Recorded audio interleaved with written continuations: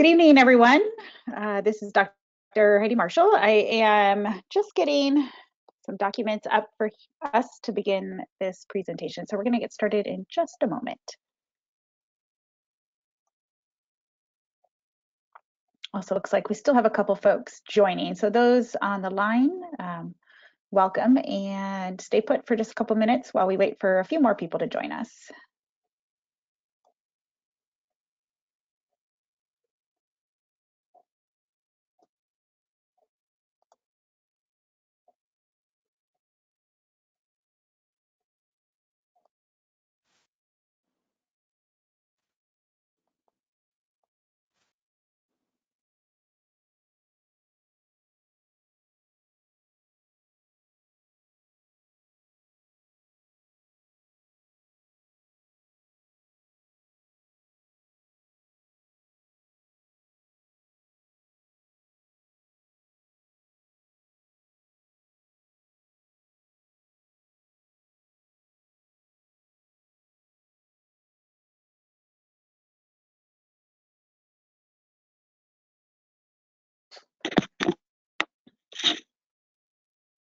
All right, well, hello again, everyone. This is Dr. Heidi Marshall. I am the coordinator of our online campus writing center. And I'm here to talk to you tonight about attaining proposal expectations and alignment. So what I'm going to do is I'm going to walk through the overall Chicago School expectations for each section of a traditional 5-chapter dissertation. These are very general expectations, so they might vary depending on your specific program. But really, the overall purpose of a dissertation proposal remains the same, not just across programs here at the Chicago School, but really across doctoral programs at any institution. What I'm hoping that you're going to take away from this evening is that the dissertation itself is a very prescribed document. There is actually sort of a right and a wrong way to do it. And the reason that we have really set expectations here at the Chicago School, the reason that there's a dissertation manual, a template, and all of these different resources for you is that there is a set of expectations in social sciences regarding what to expect within a dissertation.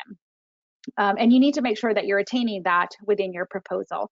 I'm also going to spend some time talking tonight about a tool that we've put together in the Writing Center called the Proposal Alignment Tool, or PAT for short. I'm going to bring up an example of that after I take us through some slides. It is a rather small group tonight, so if at any point you have any questions, please let us know. I have myself, I also have Dr. Samara Rasmussen on, and Dr. Rasmussen, I am going to make you a panelist so that you can check that question box too. So I have our question box open. If you have questions at any time, feel free to write them in. You can also raise your hand. That's a little bit more difficult for me to see while I'm presenting, but I do have my question box open. So use that question box if anything comes up as we go through the presentation.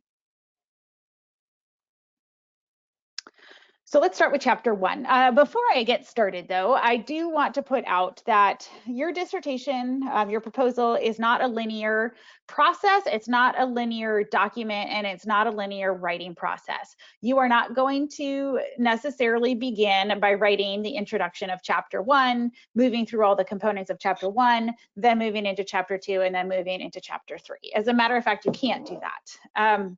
Because you're not going to be able to achieve much of what's required in chapter 1 until you've really dove into much of chapter 2, so much of your literature review. So just keep that in mind, even though I'm presenting this sort of in order, chapter 1, chapter 2, chapter 3, more likely than not, that is not the order in which you are going to actually write your dissertation. So when we think about chapter 1, again, I mentioned there are prescribed sections of a chapter, and these really follow, if you look at, depending on your program of study, many of our programs use, for example, the Paul and Elder critical thinking guideline. And in that sort of mini guide to critical thinking by Paul and Elder, they talk about not just how you assess a research article for quality, but also how you think about how social science researchers go about conducting research, and the expectations, again, with how they then display that research, how they put that research, disseminate that research out into their fields. And it almost always follows the same order of events or order of information. In chapter 1, it's the same concept here. So again, this is why there's a prescribed template for you. This is why the sections appear in the order they did. It's not arbitrary. The Chicago School did not just decide that this is the order that the information should appear in. It's a fairly consistent order across the board. So in your chapter 1, you're going to have a background. Your background, and I'm going to dive into each of these in a bit more detail, really sets the stage for your reader. And in your background, you're going to be pulling from your chapter 2. So your background almost becomes a mini literature review in a way. And then we go into your problem statement, your purpose of the study, research questions, your theoretical conceptual framework, your scope and delimitations, definitions of key terms, significance of the study, and then you're going to summarize and transition into chapter 2. So for example, I mentioned this is not a linear process, even though it's presented in a very linear way. But if you think about that theoretical and conceptual framework, if you are early on in your program, you're probably right in the depths of those theory classes for your program. So this might be front and center. And so remember, your theoretical framework, your conceptual framework is something that's going to drive even your conception of a topic for your dissertation. So that's something you should be feeling like you have a pretty good grasp on before you even begin to write any of the rest. But it's not the first thing you talk about. So, but the first thing you do introduce in your chapter 1 is the background of your study. And again, here we're setting the stage for your reader. You're trying to convince the reader that you know what you're talking about. So if we think, sort of what is the ultimate rationale behind having a chapter 1, really remember, just like a compelling introduction to any piece of writing, you need to convince your audience that you know what you're talking about. You need to hook your audience, right? In fiction writing, we're hooking our audience with a really compelling scene or set of dialogue right at the beginning, right? We're just hooking them right in. In a movie, you're hooked right into the movie with a really compelling opening. In your dissertation, you are hooking your reader with a really compelling rationale for why your study is necessary. And again, and you're building that stage upon evidence, not upon opinion or experience. So your background section, again, it's almost like a mini literature review. It must be grounded in evidence, in current literature. In a way, you're sort of situating yourself in the current field of literature in this background section. It's a much condensed version. So we're looking at 2 to 3 pages here, not an entire literature review. There are occasions tonight where I'm going to talk about length, but it is really subjective. It depends on your topic. It depends on your program, depends on your framework, depends on a lot of things. So there is no necessarily right or wrong when it comes to length of each of these sections. Following your background, you're going to introduce your problem, right? Why are we here? What's the whole purpose? Generally, it's 2 to 3 paragraphs, but again, that's a very general rule. And what you need to do is you are going to clearly define the research problem that prompted your study. That's a really important distinction. Is it's a research problem, because we can talk about problems all day long, but not every problem is a research problem. So you need to be able to identify what about my topic is actually researchable. What is a research problem? And really what you're doing is you're looking for a gap in practice, a gap in research. So, and you can't know that gap until you really exhausted the literature in a way. You don't know what's missing until you've done quite a bit of reading. So that's why I say chapter 1 likely is not the first thing that you'll write, because it's really hard to write a solid problem statement when you haven't exhausted the literature. And we need to go, again, beyond what's called a social problem. So I mentioned it's really easy to identify problems, right? But a lot of problems are just sort of social, or sorry, not social, like surface level phenomenon, right? And it's unclear how we would actually go about researching that. So we need to make that distinction between what is a social problem or a surface problem and what is an actual research problem. So let's look at an example here. So Priya asked, actually, this is a great question. I see, Priya, your question. She asked, can you write in the first person? I love that question because it is a point of contention here at the Chicago School. And I would say you're going to need to talk to your chair or your faculty member in your specific program, because in some disciplines, the first person is acceptable. The APA manual endorses the first person. In the Writing Center, we endorse the first person, but not all programs do endorse it. There are some programs here who would really prefer that you use the third person. So unfortunately, I can't answer that, but do know that APA and general writing guidelines would say it's just really awkward to refer to yourself in the third person, and so you shouldn't do it. You should use the first person. That said, Priya, what you don't want to do is have first person I statements. I believe, I think, I feel. So what you can't do is use the first person to insert your opinion or even your own perspective, but you can use the first person when you're talking about your own research. For example, the purpose of my study. That's an acceptable, per APA, that is an acceptable use of the first person. But again, please reach out to your specific faculty to see what their preference is on that. All right, so let's talk a little bit more about the difference between a social problem and a research problem. So let's pretend we work at a huge company, right? XYZ company, and we're providing inconsistent customer service and receiving low ratings on social media. Okay, so this is a problem, right? It's certainly problematic. If I'm in charge of our Instagram account, we're not getting very many interactions. Maybe we put out a poll, and our Facebook page is ranking pretty low in certain areas. Right, so we're just not doing very well. Maybe we're getting really bad Google reviews. That there's some problem here. It's problematic, but what does that really mean? How do we research that problem? We can identify it. It's problematic, right? But what about that is actually a problem that we're able to research? And to know that, we have to look at possible causes. And the only way to understand possible causes really is to dive into the literature. What have other researchers done as far as identifying factors that might lead to low ratings on social media, that might lead to inconsistent customer service, right? So perhaps it's lack of employee training, high in turnover, poor leadership skills, right? There could be any number of reasons here why that surface level or that social problem has emerged. And so to really get at the heart of that social problem, we need to turn it into a research problem. And a research problem, again, is getting at what is missing in our understanding about the possible causes. In this case, it could be a lack of understanding regarding the perceptions of job responsibility and performance among employees. So maybe the employees just don't know that it's their job to respond in a positive way on social media, right? And I'm going to talk a little bit about directions of research too, because this really has a lot to do with alignment in your proposal. But if we're looking at something like this, a lack of understanding regarding the perceptions of job responsibility and performance among employees, what that is really leading us towards would maybe be a more inductive path of inquiry, right? Where we're thinking about there isn't understanding. We don't yet know anything. We don't have a hypothesis about this. We just know that we don't understand it well enough, right? And so that might be leading us down a more qualitative path.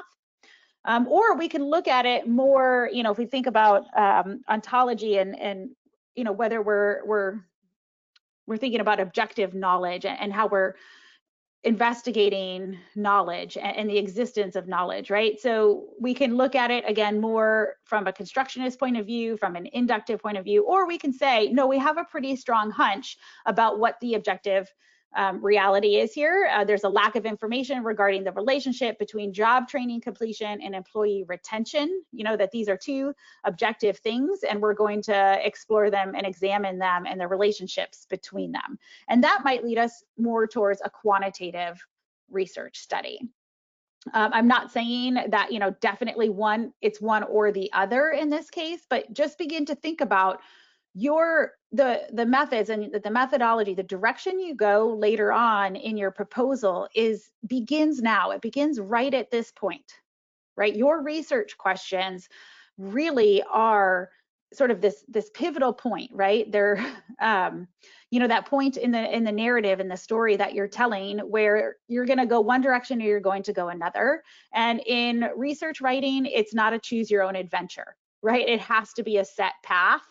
It can't be open. You can't be changing your mind down the road about which path of inquiry you're going to follow, because it's absolutely dictated by that research problem and how specifically you articulate your research questions, which we're going to get to in just a moment. But to help you think about that a little bit more, we have you explore what's called the purpose of your study, right? The why are we here? So you might say, okay, I have a social problem.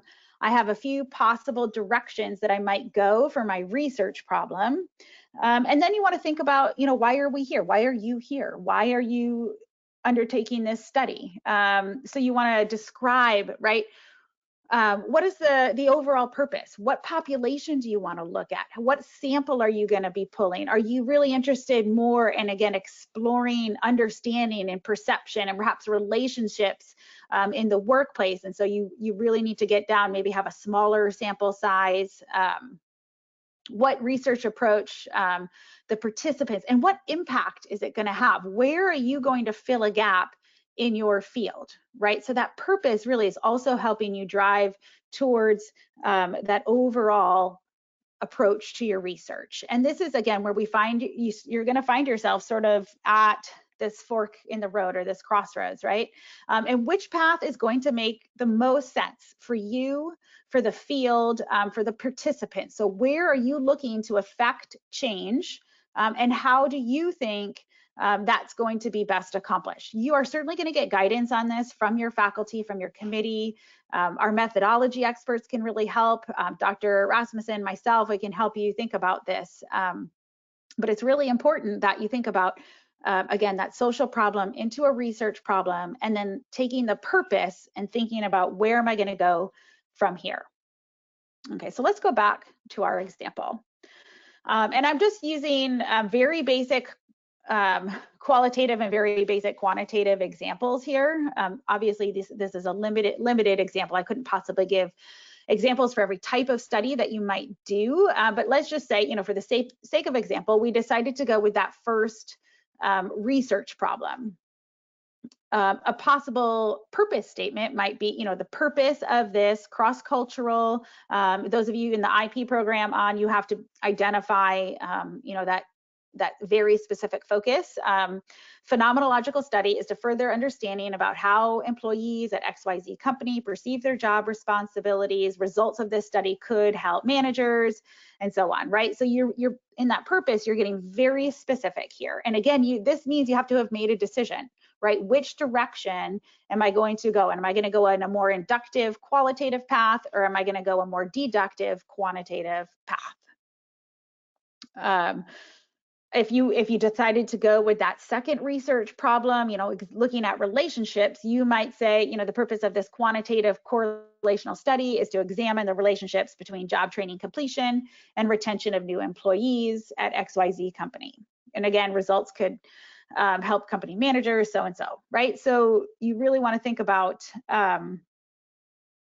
articulating this purpose statement. Your readers in this purpose statement should walk away knowing almost exactly what it is you're planning to do. Obviously, you're going to dive into that much more in chapter 3. So it's going to be a concise statement, but that means you also need to feel really comfortable with the direction of your research. So we also have to present research questions. And I will say that likely before you are able to write these purpose statements, you're going to have to write your research questions, but in the proposal itself, they are presented in the other order. So an important thing to keep in mind is that our quantitative research questions are really looking to examine relationships between variables. They're explanatory in nature, right? They're a deductive process. Okay, you're going to have hypotheses, likely. So if you have a research question, you're going to have a corresponding null and alternative hypothesis. Okay, so your null hypothesis is the statement is you being open to the idea that there might not be a relationship, right? That you might not have significant findings, and that's okay. right? That doesn't mean your research is bad. That's a great finding sometimes, right? But just know that your overall objective in a quantitative study is to either accept or reject your null hypothesis. And qualitative research questions, on the other hand, are what are called exploratory in nature. So you do not start out with that idea, that hypothesis. You are inductively gathering data, generally in the form of interviews, document review, in order to generate a conclusion.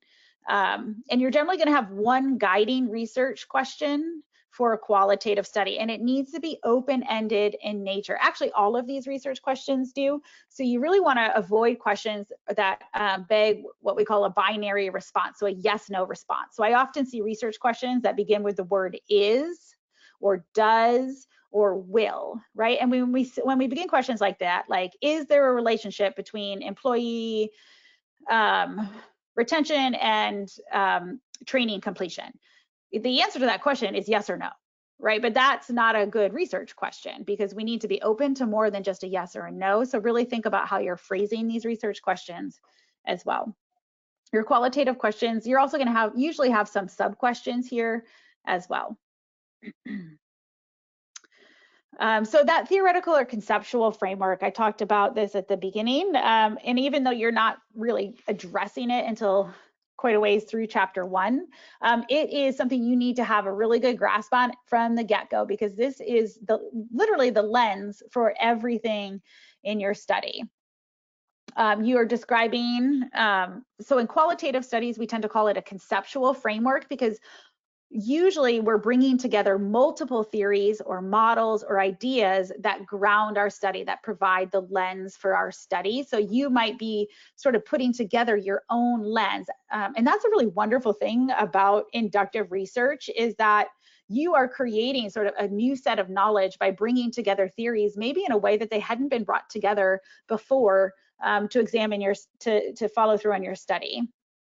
In quantitative studies, we refer to it as a theoretical framework, and generally you're pulling on one, maybe two theories for that lens for a quantitative study.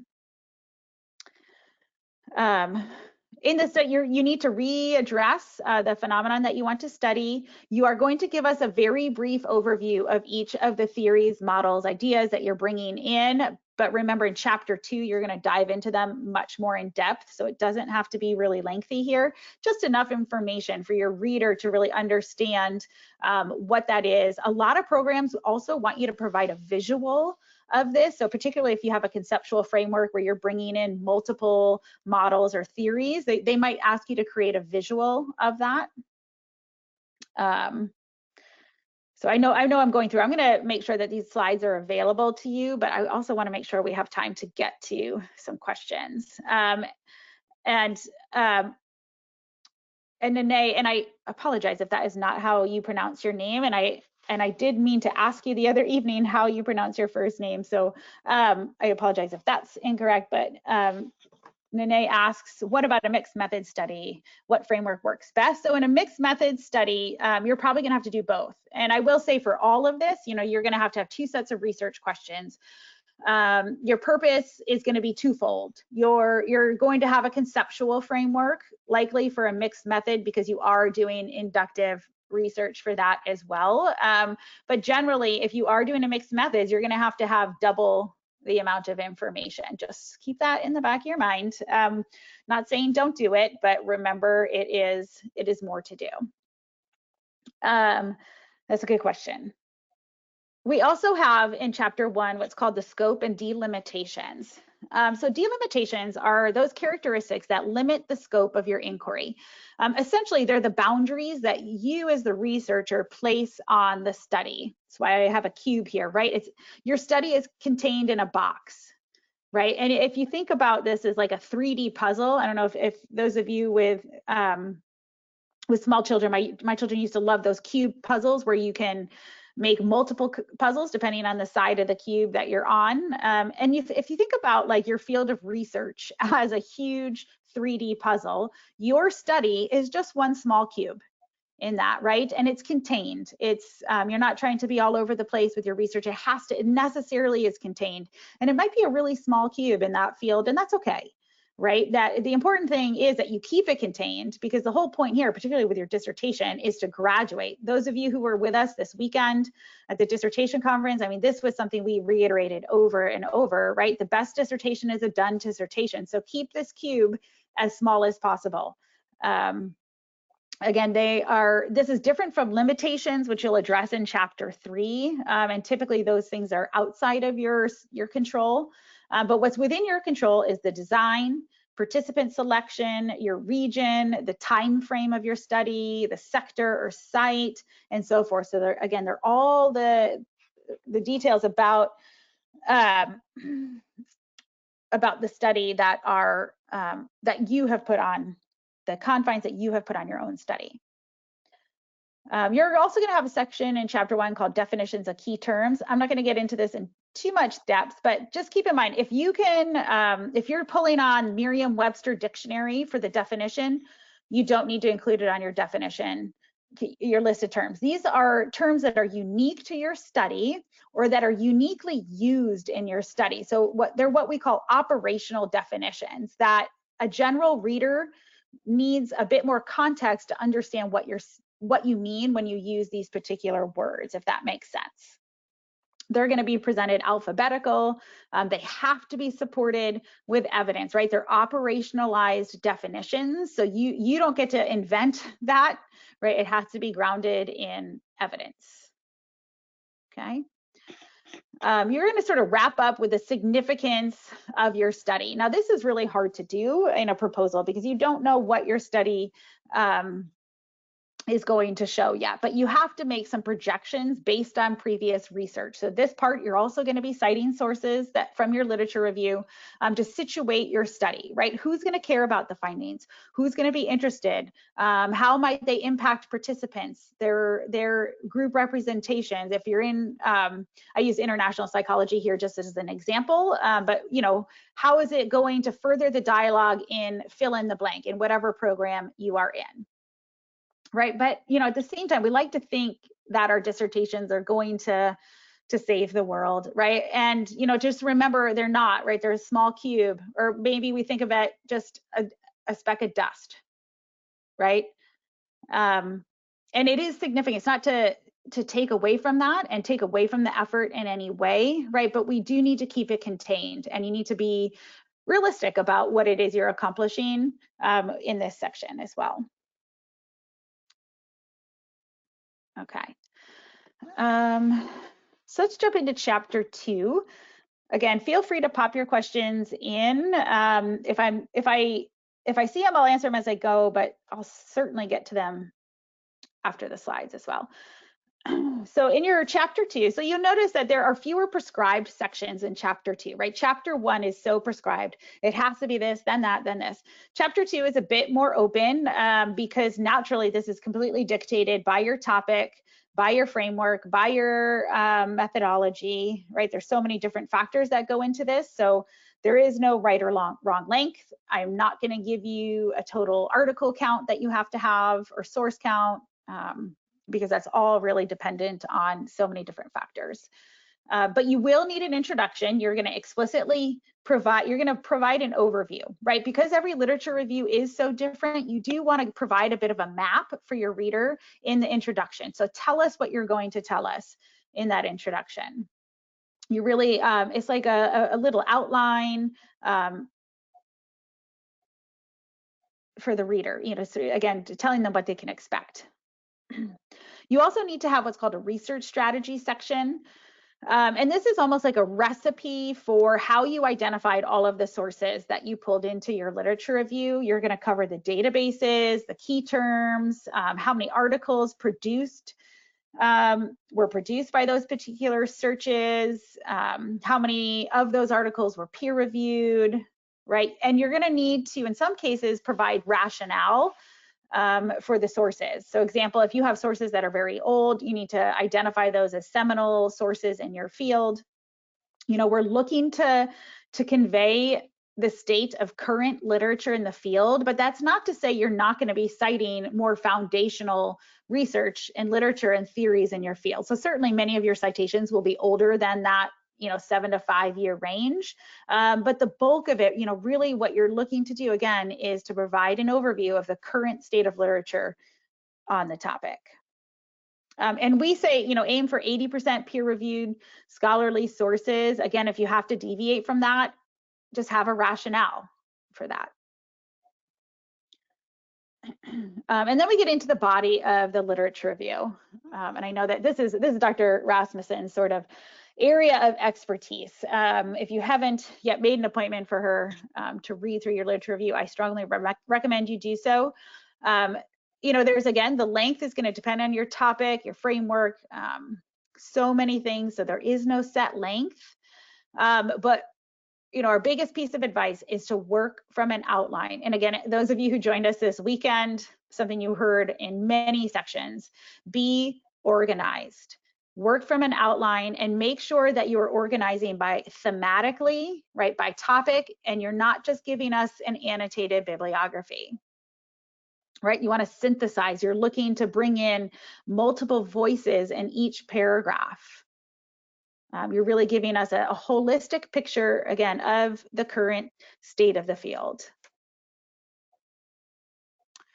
So a couple things to help you think about organization would be what's called a literature review matrix. So again, you want to be organized. You want to have a way where you're tracking the sources that you've read, yes, but that you're also tracking the notes that you've taken on that source, as well as your ideas, your critical thinking about how that source relates to all of the other sources that you've already read. So you need to have a way where you're beginning that synthesis process, you're beginning that organization process before you begin writing. This is really a critical thing to having a cohesive literature review. You're going to be writing. So if you use a literature review matrix, each row here would be for a single source. But then when you begin to pull this information into the literature review itself, what you're going to be doing is, is reading down the columns, right? So you're going to have a column there where maybe you have some analysis, some comparison. So you're going to read down. If you've done your due diligence, taking notes, and it doesn't have to be in a matrix like this, but in some capacity, if you do your due diligence, taking notes, the process of writing the literature review is just that much easier. And then once you've done that, again, work from an outline. It's really apparent when students are sort of trying to free write a literature review, right? Because you can get going on a topic, right? And it's so easy to get distracted, right? We might go off on a tangent because something is interesting to us, but if it's not really relating back to the purpose of your study, then it's not necessarily relevant for your reader. So your purpose of your study should always be at the forefront of your mind, right? That's what we're doing here is we're filling a gap with our own research. So by the end of your literature review, I should feel compelled that your study is absolutely necessary, right? You're telling a story. It's almost like a persuasive research essay where you're saying, hey, I've done my due diligence. I've gone and I have looked everywhere. I've done the reading. I've analyzed the current state of knowledge on this topic, and there's still a gap. There's information missing that is needed to solve the problem that I've put forth, right? And so you're persuading your audience that your study is necessary. Make sure that you're using APA headings, that you're adding your citations to your notes as you go. And again, make sure you're confident in your outline before you begin writing. You want to be objective at the same time. Even though you're trying to persuade us, it's all objective, right? You're pulling on the evidence of the researchers who've come before you in an objective way. You're synthesizing the information. So it's not just a string of article summaries. It's not an annotated bibliography. It's a truly synthesized research essay. You've planned ahead by using a matrix, or maybe you're someone who prefers like a concept map or mind manager tools. You've created an outline, and then you begin to write. Also keep in mind that no two literature reviews are alike, right? Your approach to how you organize the information, how you put it together, how you synthesize it is completely unique to you. And it's going to be driven by your worldview, by your theoretical or conceptual framework, right? That's why we say this has to be front of your mind from the get-go, because it makes a huge difference in how you interpret the literature that you're reading. And no two people are going to, if I gave everyone on this call the same list of 10 articles and asked you to write a research essay, no two essays would be the same, right? Because we all analyze information a little bit differently based on previous experience, again, based on our worldviews, based on our philosophies of science and research and how we approach that. So, and that's also the wonderful thing, right? I think that's the really beautiful thing about research. Okay, these are things I've said. Chapter 3. So in chapter 3, we come back to a very prescribed document where you have to have these very specific questions. And I see that we're at about 20 minutes left. I want to make sure we have time to look at the proposal tool and answer questions. So I'm going to go through this, but I'm going to go through fairly quickly. Just know that I do have these slides will be available. You can always follow up with questions, but I just want to make sure you understand sort of the rationale behind why each of these sections is presented in the order that it is. So each section does lead in to the next here. You're going to do a quick overview, just like you did in chapter 2, give us a quick overview of what to expect in the chapter. You're going to restate the purpose of your study. So, I mean, this is why we reiterated in chapter 1, the purpose of your study is so important because it's driving that literature review. It's driving your chapter 3 as well. You're going to restate your research questions, hypotheses, and rationales if needed. If you're doing a mixed method study, you have to do both of do that for both sets of questions. Okay. Then your research design. And this is where you're going back to those assumptions, worldviews, those theories. You're also looking at your approach to inquiry, right? Are you going down, a more inductive or deductive path, that qualitative, quantitative? Where are you leaning? How does that fit in with your assumptions, your worldviews, your purpose, right? And that's how you come up with your research design. And these things dictate your design. So you don't get to pick a design. It's like, the design picks you based on all of these other factors. I strongly recommend that you meet with the methodology experts. If you have not yet, to help them, give them, what are your theoretical frameworks? What is your approach? What is your research question? What is your purpose? And they can help you identify an appropriate research design. So again, utilize the methodology experts here. You're also going to give a review of your population and your sample. Just remember, your population is the general group of people to which your research would apply, but your sample is the subset of that group who will actually participate in your study if you are doing human research in your study. Okay. Your procedures. This is another sort of recipe checklist, much like that a research strategy section in chapter 2. Here's where you're going to go through in every amount of detail talking about how you will carry out your study, right? So if you say something like, participants will be emailed, you need to say who's going to email, how are you going to make sure that those emails are secure, that they're confidential, right? So you need to include all of this detailed information.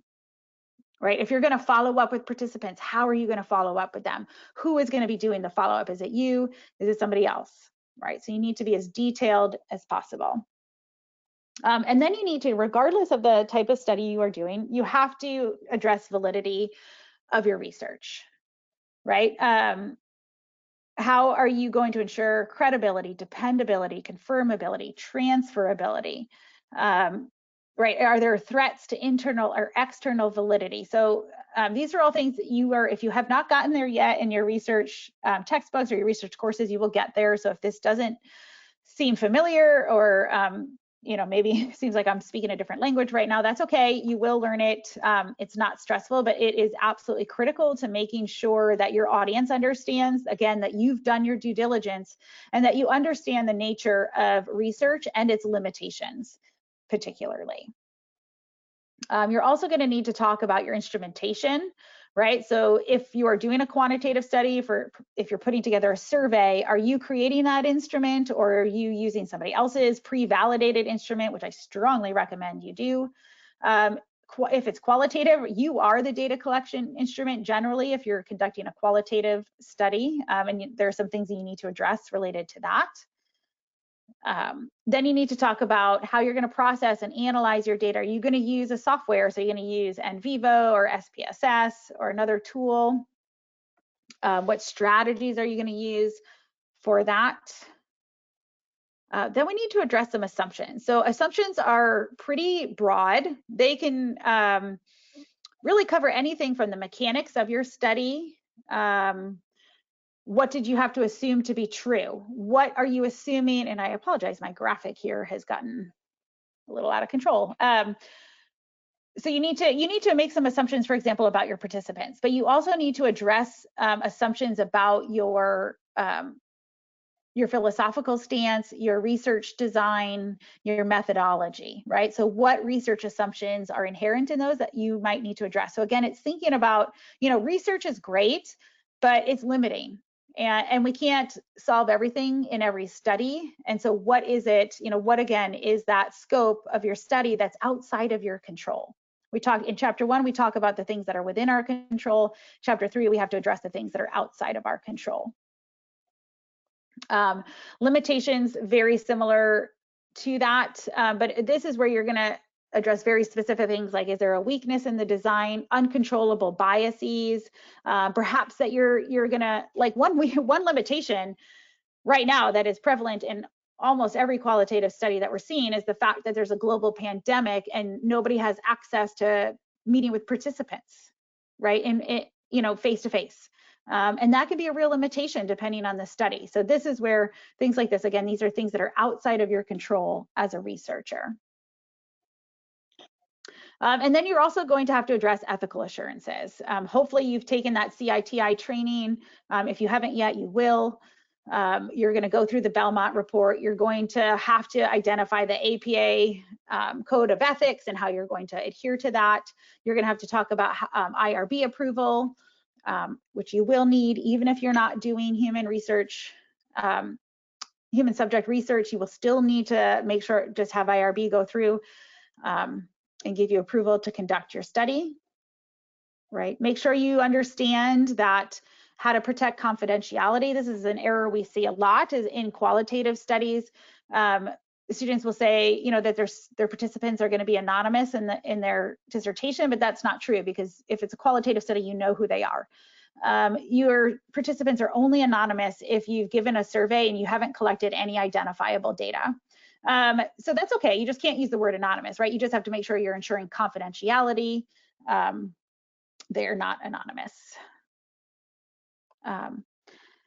So just remember, your methods are dictated by your research questions and by your assumptions, your worldview, your theories. You have to be clear. You have to be precise, right? This is probably the biggest thing, particularly when you're getting ready for that IRB application.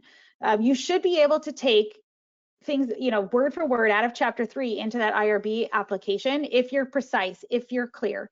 And the feedback we see students often getting is that they're not being clear enough, they're not being precise enough in the way they're phrasing things. So aim for precision, aim for clarity. And then again, maintain alignment.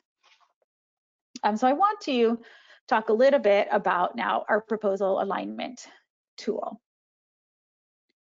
Make this a little bit. So we've just put together, it's very simple, but it sort of captures that 40 minutes of slides that I just went through in a single snapshot. Okay, so it's just we have a version Excel, version in Word. You don't even have to use this version, but what I strongly recommend is having a snapshot that you can share with your committee, that you can share, for example, if you're going to have a meeting with a methodology expert, that this is just a one-page snapshot of what you plan to do, because it's really easy for us who are sort of skilled at giving students feedback on this alignment concept to just have it all in one place and to see, right? So you're going to give us 1 to 2 sentences. What is your problem, purpose, your framework? right? What are your questions? If you're doing a qualitative study, you don't have to worry about the null and alternative hypotheses. Then you're going to give me quickly, what is the methodology, primary assumptions, philosophical stance or perspective, and then your very specific design, how you plan to collect data, your data points and sources. So for example, if you're doing interviews, this would be who you plan to interview, and then data analysis, your plan for data analysis. So again, these can be bullet points. It does not have to be full sentences. But what we're looking for, if you see these blue arrows, is to remember that each of these sections builds upon the other, right? So you have to have that problem into that very clear research purpose. It has to be a research problem into a research purpose, and that's framed by a set of theories or models or ideas. You have a lens for that, right? And then you're going to give us our questions. And only once we have those clear research questions can you really begin to say, okay, from this, am I able to identify a very specific design? Right? And then from that design, what makes sense? What makes the most sense for how to go about collecting the data, how to go about analyzing that data? Just real quick, here is one that is just filled in with a really quick, sort of simple example. But let's just say we're looking at, sort of similar to the example we had in our slides.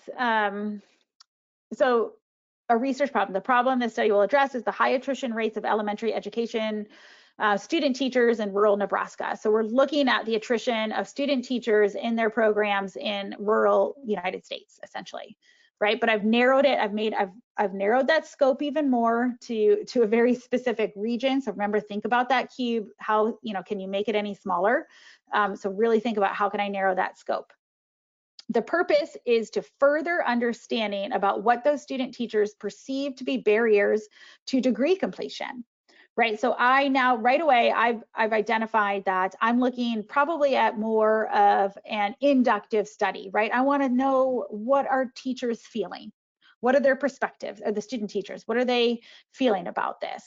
Right, and then my lens. So then I have a primary guiding research question. So what are the primary barriers to retention in elementary teacher education programs as perceived by the student teachers themselves, right? It's going to be a qualitative approach. My primary assumption is that knowledge is gained through lived experiences, philosophical stance. And actually, I intentionally made this document lack alignment for the purposes of showing just how quickly we can say, wait, you have, if you think about all of these as like cogs, in a really big process, right? All of these cogs the wheels are going around, right? And if one part isn't correct, that's like a clog. And it can be really difficult if I'm reading an entire proposal, so chapter 1, 2, 3, I mean, that's a lot of information. It's sort of one of the reasons that in the Writing Center, we limit students to one chapter at a time, because it can be really hard to look at all 3 chapters and identify where is the clog, right? Where is that one wheel stuck? And in this case, it would be here, right? Because these 2 things are not in alignment, right? A positivist view on research is in contrast with the assumption that knowledge is gained through lived experiences.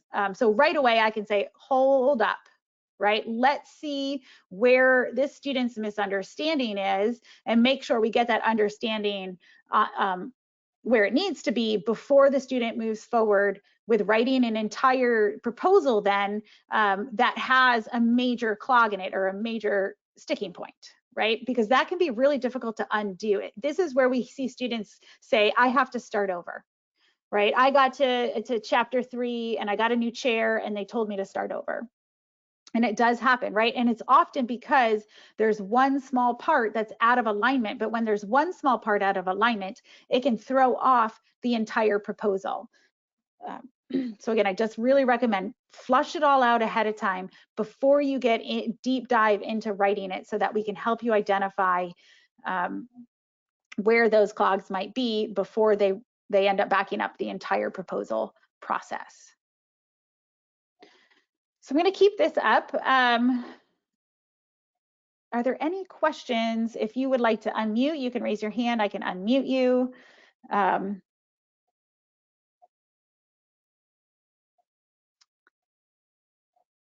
right, so I've got Priya. I am trying to unmute you.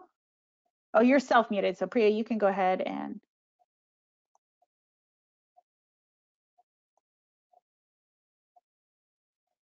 Thank you so much for putting all this together. This is so helpful. I'm sorry, I stepped away for the last 10 minutes. It's about 6 o'clock Southern California time, and my two boys need to be fed. Oh, no So problem. I missed this entire part with the PAT. Is it something, I did see it on the dissertation, one of the websites I did see it, and I'm seeing how you filled it out. Is your recommendation, as we're working on chapters 1, 2, and 3, to complete this kind of simultaneously, so that way if we do have problems, we can find them sooner than later? Absolutely, yeah. I would say start to put this together now, right? Okay.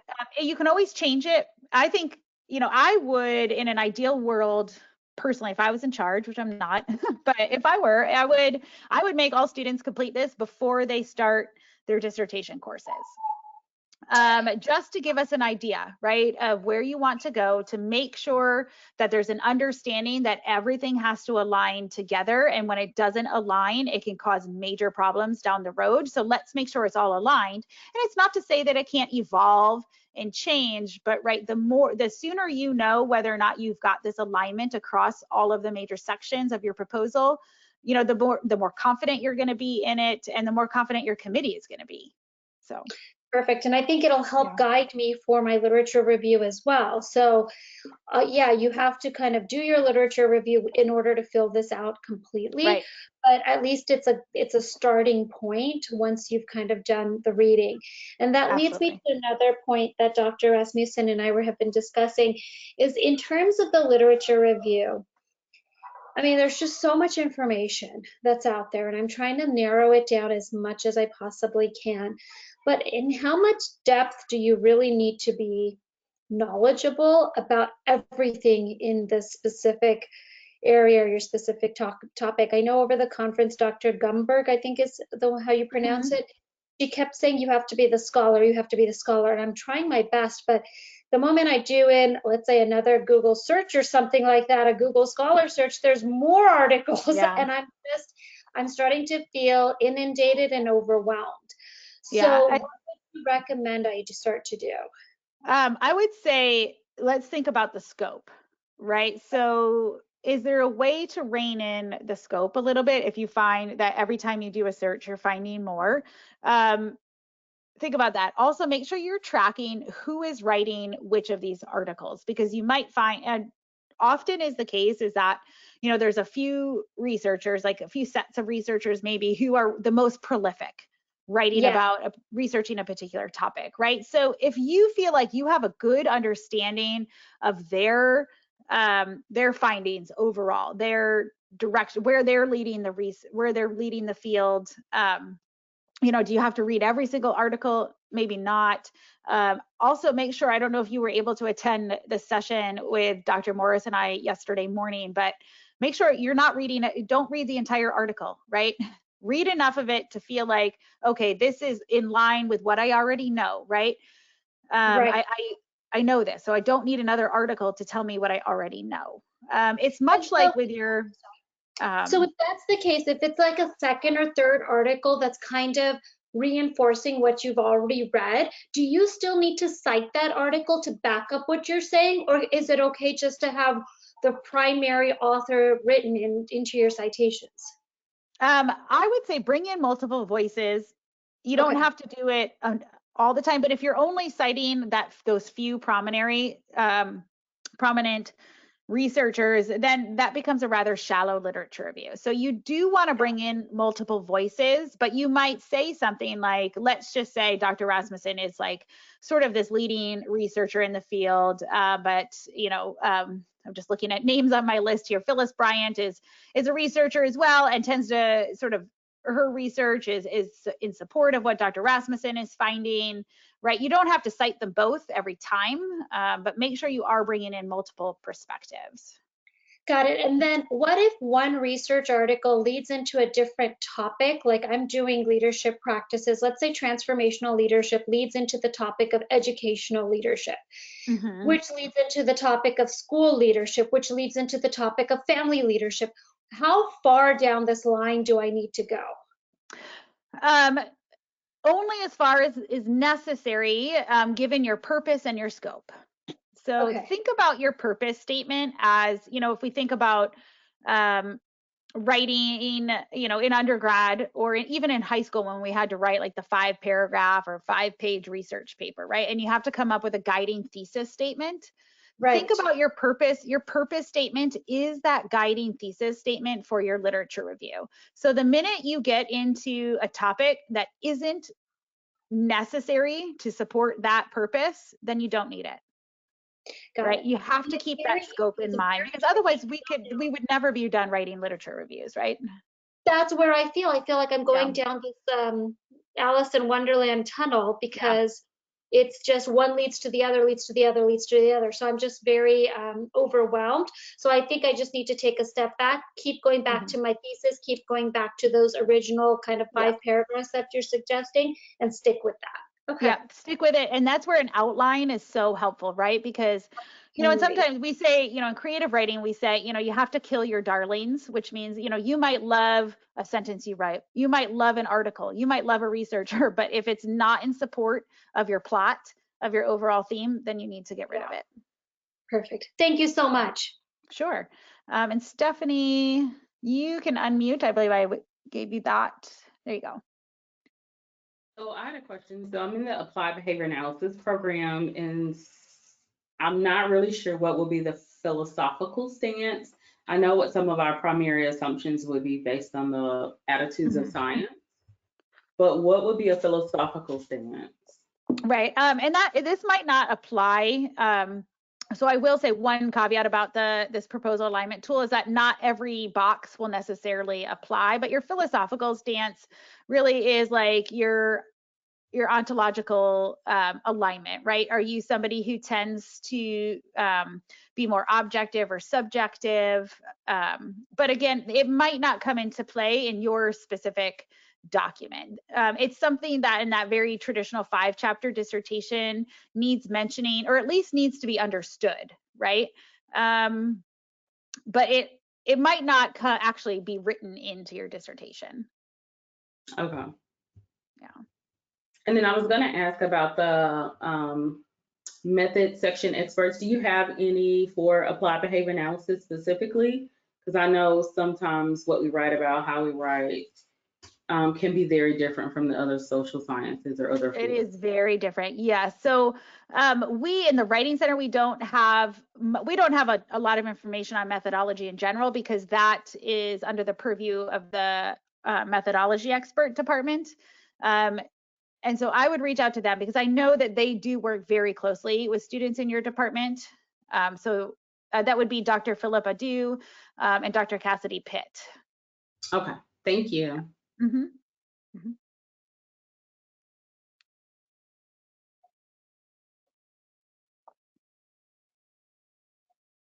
Great. Well, if there are not any other questions, I just want to say thank you for coming this evening.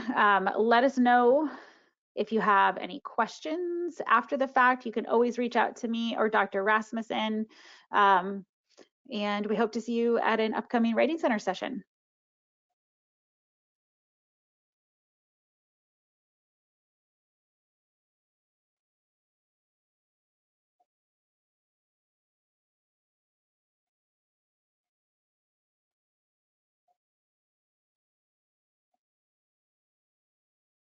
Oh, and Susan, I see you have your hand raised. Yeah, yeah, I just had one question regarding APA 6 or APA 7.